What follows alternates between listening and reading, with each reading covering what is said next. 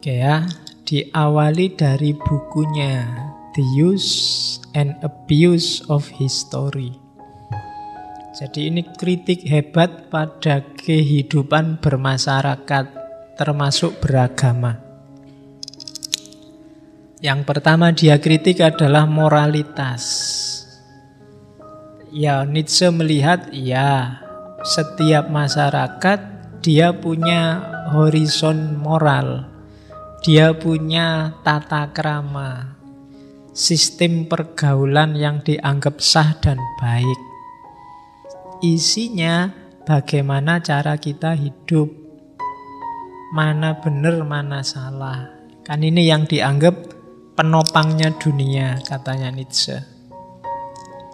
Dan yang kedua, katanya Nietzsche, sebenarnya sistem baik dan buruk itu yang menciptakan manusia. Ya boleh sebutlah sapa wis, Plato, John Locke, Hegel, Buddha, Jefferson, Yesus. Itu yang disebut oleh Nietzsche. Untung nggak nyebut Muhammad. Kalau nyebut Muhammad bisa didemo. Ya, jadi katanya Nietzsche, itu kan dari mereka, tahu konsep-konsep moral baik buruk, apakah rasional, apakah dianggap dari Tuhan. Kan kita ngertinya dari mereka. Dan mereka mengklaim baik buruk itu bukan kita yang bikin, kita cuma merumuskan, kita cuma menjelaskan, kita cuma menemukan. Dia ada secara absolut. Dia ada terus. Itu katanya mereka loh, katanya Nietzsche. Orang-orang besar itu yang ngomong ke kita, ini baik, ini buruk, itu bilangnya baik buruk itu bukan ciptaannya mereka, tapi itu memang hukum yang abadi, hukum yang absolut. Katanya Nietzsche, masa gitu? Itu janjane ya mereka sendiri yang menciptakan. Wong dari pikirannya mereka sendiri kok. Yang bikin kan mereka. Itu loh. Terus, dan ini blunder katanya Nietzsche. Kenapa blunder?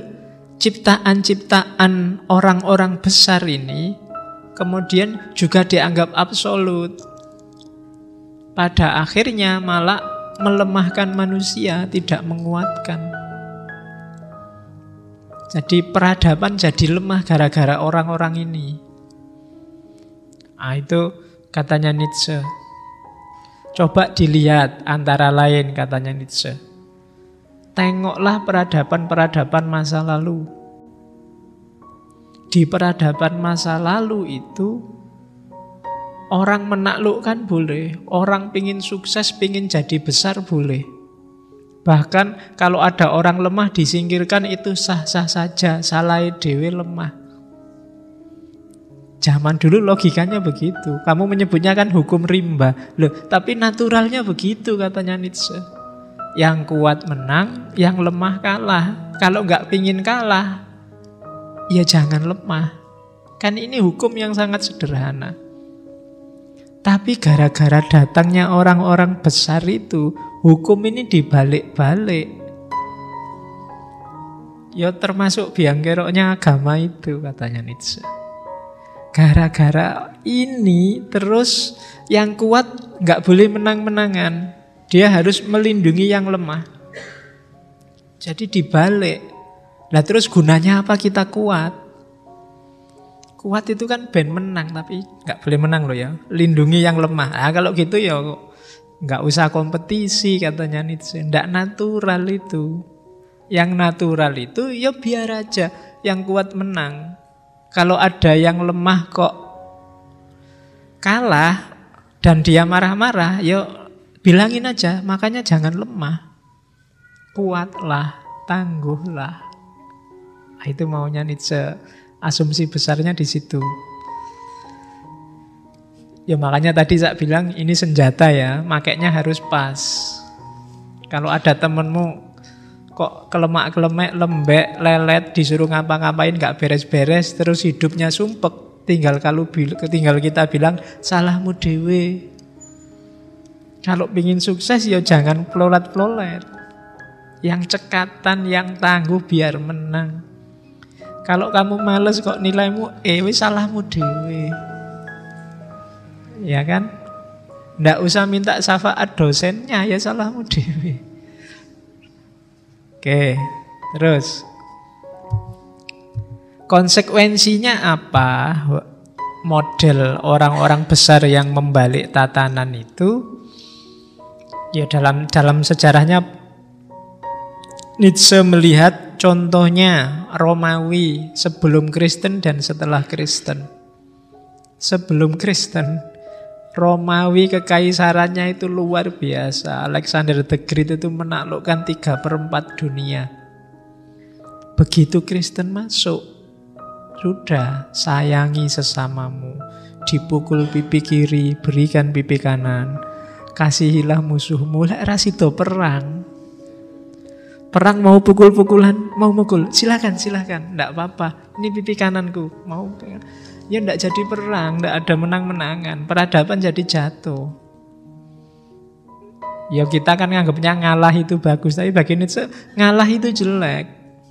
Ngalah itu kan kamu bisa menang tapi ndak mau menang, kasihan yang mau dikalahkan. Ini ndak natural. Ketika ndak natural mengacaukan tatanan mesti. Jadi Nietzsche pinginnya mbok jangan saling merendah. Ngomong sesuai levelnya sendiri-sendiri deh. Kalau kamu tinggi ya ngomong di level tinggi. Nah, sementara orang-orang besar tadi nyuruh kita ndak di level kita. Orang-orang besar ya jadilah besar. Sementara orang-orang yang nyuruh dibalik tadi, kalau kita besar jangan membesar-besarkan diri. Rendahkanlah diri kita. Itu kan yang kita sebut bermoral. Katanya Nietzsche, justru itu ndak bermoral, ndak alami. Apalagi yang dari agama, wis kita anggap itu absolut, ndak bisa diotek-otek, berani nyenggol ini, hukumannya nggak cuma dunia, sampai akhirat besok kita disiksa di neraka.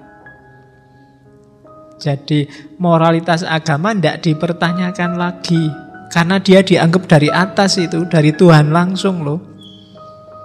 Padahal katanya Nietzsche, itu yang bawakan mereka. Yang mikirkan para pembawa agama itu. Jadi ini yang jadi ciri peradaban manusia hari ini katanya Nietzsche. Konsekuensinya apa? Dunia kita defisit. Banyak itu bahasanya Nietzsche, natural leader, calon-calon pemimpin besar. Orang-orang yang mandiri, orang-orang pemberani, para inovator, mereka terbelenggu oleh sistem nilai yang menjatuhkan nilai mereka sama kayak orang banyak. Ini defisit bagi peradaban katanya Nietzsche. Moralitas itu bikin kita kecegat di kanan, kecegat di kiri. Mau gini nggak boleh, mau gitu nggak boleh.